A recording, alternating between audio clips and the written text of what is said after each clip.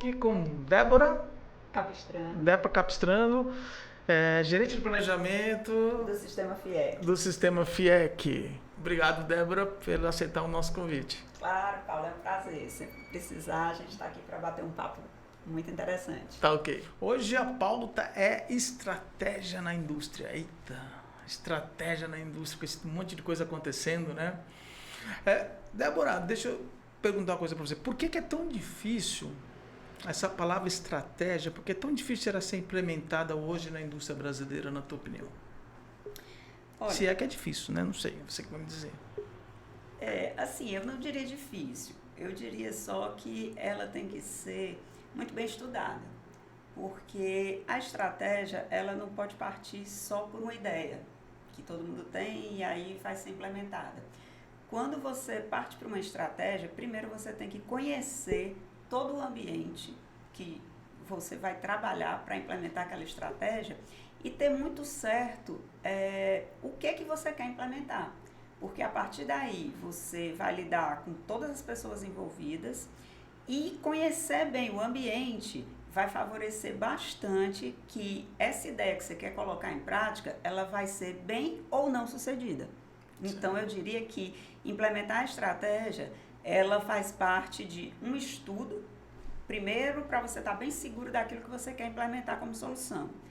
E, em segundo lugar, você conhecer quem são as pessoas que vão fazer parte daquela implementação e o ambiente que você vai trabalhar. Então, isso aí são fatores que eu considero como primordiais para o sucesso de uma estratégia. Muita gente fala hoje da dificuldade de você transformar o conhecimento em algo útil, né, dentro das organizações. A estratégia, ela normalmente ela é trabalhada olhando o passado e olhando o futuro, né, nos dois momentos. Agora, muitas empresas estabelecem estratégias baseadas especificamente em indicadores que são provenientes aí de business intelligence, de dashboards que vêm do passado. E acreditam não ter condição de mensurar o futuro, ou seja, difícil você colocar e aí cortar os prazos da estratégia. Uma coisa que era 5 anos, virou 3, agora estão querendo fazer em 1 ano só. Eu não gosto desse negócio de 1 ano só, porque senão não construía ponte, né? Não construía nada disso, porque tem coisas que são a médio e longo prazo. Mas como é que você vê isso dentro da indústria? É possível hoje eu criar uma estratégia de médio e longo prazo para a indústria com esse momento tão perturbador que é a economia mundial, de mudanças, crises que acontecem, avanço aí da China, apesar que a China é a 11ª no ranking de inovação, né? Não está entre as 10 primeiras, mas como isso modifica a estratégia hoje da indústria brasileira? Olha, eu diria que não só na indústria, mas em qualquer empresa. Hoje você tem que lidar com a estratégia onde você bebe da fonte da teoria e você, a partir do conhecimento do local que você está, você começa a aplicar esse conhecimento. Então, obviamente que tem indústrias de pequeno, médio, grande porte que vai dificultar a implementação. Mas tudo é do princípio de que você conheça bastante. Você tem que ter ciência dos processos para você poder medir qual é a duração. Então, assim, quando você vai implementar, a gente precisa ter o conhecimento de ponta a ponta. Por quê? Porque a partir daí é onde a gente vai fazer as flexibilizações. E aí, só o tempo vai dizer se vai ser curto, médio ou longo prazo, porque às vezes você você traça um plano onde você prevê que ele vai ser de médio prazo, mas aí muda o mercado, você tem que antecipar várias coisas e você só pode fazer esses ajustes se você conhecer muito bem o terreno que você está pisando e ter clareza naquilo que você quer implementar. Então hoje a estratégia ela está muito mais de adaptação do que propriamente de planejamento. O planejamento você tem que ter, porque ele é fundamental, até porque quando você vai implementar a estratégia, você tem que ter os seus processos muito bem definidos e você conhecer bastante daquele ambiente que você está inserido. Agora, hoje a gente não tem mais aquela coisa fixa de traçar o planejamento aqui e dizer, não, ele vai ser de 2 anos. Porque ele pode nascer como 2 anos, mas pelas necessidades, pelas circunstâncias, ele tem que ser implementado em 3 meses, 6 meses. E aí você tem que ter todo um jogo de cintura para poder administrar as adversidades e realmente entregar um resultado satisfatório.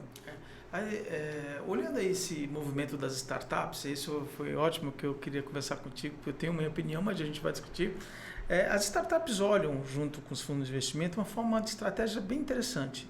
Eles dizem que vão chegar a $1 bilhão daqui 5 anos, e eles fazem o inverso, né? Eles começam de 1 bilhão e vão voltando até chegar aos dias de hoje. Uhum. Isso eles dizem que isso é a estratégia ágil, né? De você conseguir fazer isso.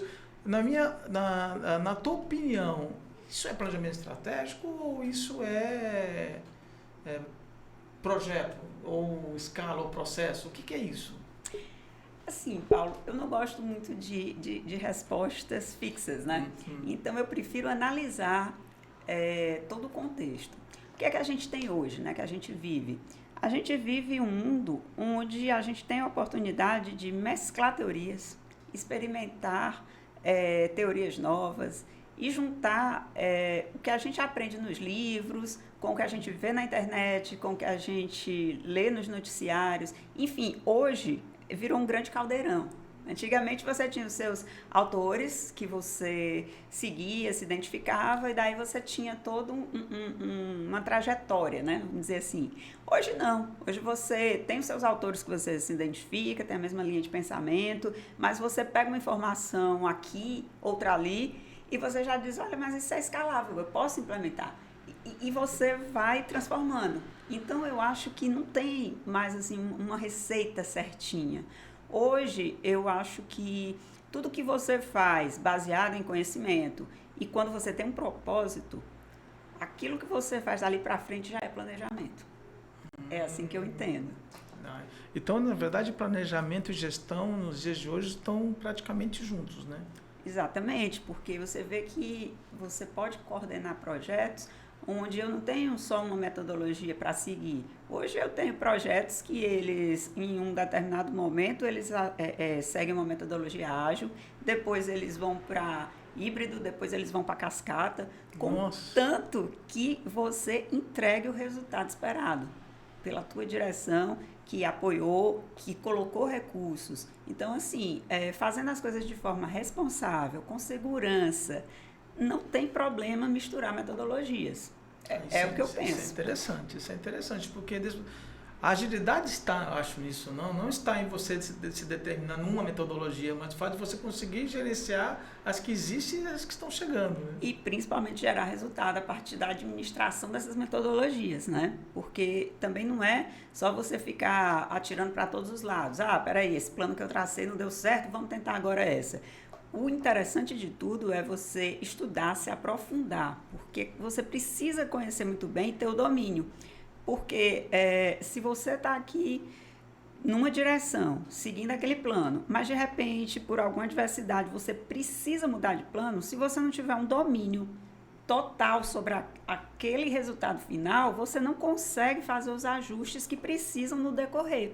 Porque nada segue o planejamento sem nenhuma mudança. A gente sabe que tudo tem os seus intempéries. Então, você precisa ter conhecimento para dizer, não, agora a gente está vindo para a esquerda, vamos virar aqui para a direita, mais na frente a gente contorna e segue de novo em frente. O alicerce inicial do planejamento na nossa época, minha época, não sua, né? Mas, que era visão, missão e valores, né? Uhum. Aí surgiu um cidadão aí na última era, que é o propósito. Isso. Não está meio confuso assim? Às vezes a pessoa pega visão, mistura com propósito. Às vezes até as empresas de tecnologia não têm propósito, tem visão, missão e valores, né? Como é que tu vê o propósito entrando nesse time aí fechado? Eu acho que o propósito hoje ele é um coadjuvante. Missão, valores, vai sempre existir. Eu acho que ele é só um membro novo que entrou para o time, sabe? O propósito é você saber o que você vai entregar, qual é a tua linha final de chegada. Mas não é que ele vai mudar o que já está posto, ele é só um elemento novo, onde você precisa ter clareza do que é o teu propósito. Porque se você não tem um propósito claro, muitas vezes você se perde na execução. E é por isso que a gente vê muitos projetos que são maravilhosos no planejamento, mas que não conseguem ser implementados, porque no meio do percurso as pessoas se perderam. Existe uma conexão, você acredita numa conexão entre o propósito da instituição com o propósito dos colaboradores? E aí o RH entraria para fazer esse meio de campo? Ou isso não é tão, vamos dizer assim, necessário para a estratégia? Não, total. O colaborador, ele tem que acompanhar o propósito da instituição, porque se a instituição ela tem um resultado que ela vislumbra, mas o colaborador está indo em outra direção, Isso. nunca vai dar certo. Então, o colaborador tem que seguir o propósito da instituição. Ele pode até discordar, ele pode querer colocar a sua opinião, mas se a instituição está fechada naquele propósito, então ou ele compra a ideia, ou então ele não vai poder ser útil para aquela instituição. Exatamente. Aí os mecanismos ali de gestão da estratégia ficam bem, assim, não danificados, mas ficam difíceis de serem implementados, né? Quando o colaborador ele foge um pouquinho desse propósito, não entende muito bem a missão da organização, né? A visão. Exatamente. Por isso que é tão importante hoje os programas de RH, onde eles fazem aquela motivação funcional. Ou seja, eles, junto com outras áreas, como planejamento, tecnologia, eles vão mostrando para o colaborador outra face do trabalho deles. Porque hoje o que preza mais nas empresas? Pessoas, processos e tecnologia. Então, quem não está, vamos dizer, familiarizado ou se sente até motivado para estar dentro dessa tríade, vai ficar muito difícil acompanhar o que as empresas se propõem hoje. Tanto faz ser indústria ou não, mas todo mundo está imbuído em conseguir fazer suas atividades, entregar seus resultados com menor espaço de tempo, maior qualidade, para que sobre tempo para você ter uma qualidade de vida mais adequada. Porque se você passa horas na empresa trabalhando e ainda não consegue ter um trabalho de excelência, isso vai reverberar na tua vida pessoal e aí começa toda aquela saga de estresse e o colaborador não consegue produzir. Então, quanto mais alinhado tiver o colaborador com a estratégia da instituição que ele vive, melhores resultados ele vai buscar, novas ideias ele vai ter, e aí fica todo mundo feliz. O colaborador com qualidade de vida, um tempo de trabalho adequado e a empresa com os resultados. Aí você me deu um gancho agora. O estado da arte, eu acho, da estratégia sempre foi a gente conseguir desdobrar e deixar ela visível para todos os colaboradores. Isso. Aí a turma agora que está vindo aí, os pensadores estão dizendo, não, eles têm que participar da estratégia. A participação, dependendo do nível hierárquico do planejamento estratégico, ela fica difícil por questões até de conhecimento de mercado, que eles estão muito focados na função deles. A pergunta que eu faço é, você acha que a visibilidade da estratégia ela é necessária para todos? E a participação na estratégia, e na tua opinião, também seria necessário? Ou isso poderia ser decidido em fóruns? Ou mesmo deixar só para alta gestão? Qual é a tua opinião sobre isso? Não, eu acho que o planejamento ele tem que ser conhecido por toda a instituição e ele tem que ser consumido por cada colaborador. O planejamento estratégico não tem que ser só aquela figura colorida, bonitinha, que fica ficcionada em alguns locais do prédio ou disponível numa pasta. O colaborador ele tem que entender que o planejamento estratégico é o dia a dia dele. Tudo que ele faz, os recursos orçamentários, eles já estão dentro daquele plano. Então, aquilo não é só uma coisa estática que está lá, é algo que ele precisa ter e consumir. Agora, isso daí é feito na hora do desdobramento.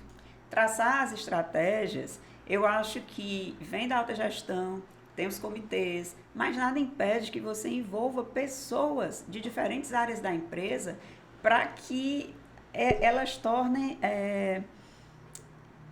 acessível para todos os colaboradores, porque eu não posso traçar uma estratégia imaginando que ela vai ser boa para você ou lá para o seu setor. Eu tenho que consultar você e o seu setor para ver se aquilo que a gente está pensando é de fato interessante. Porque se o colaborador ele não compra a estratégia, não vem os resultados. Isso, exatamente. Então, é fundamental que ela seja desdobrada para todos os colaboradores da empresa.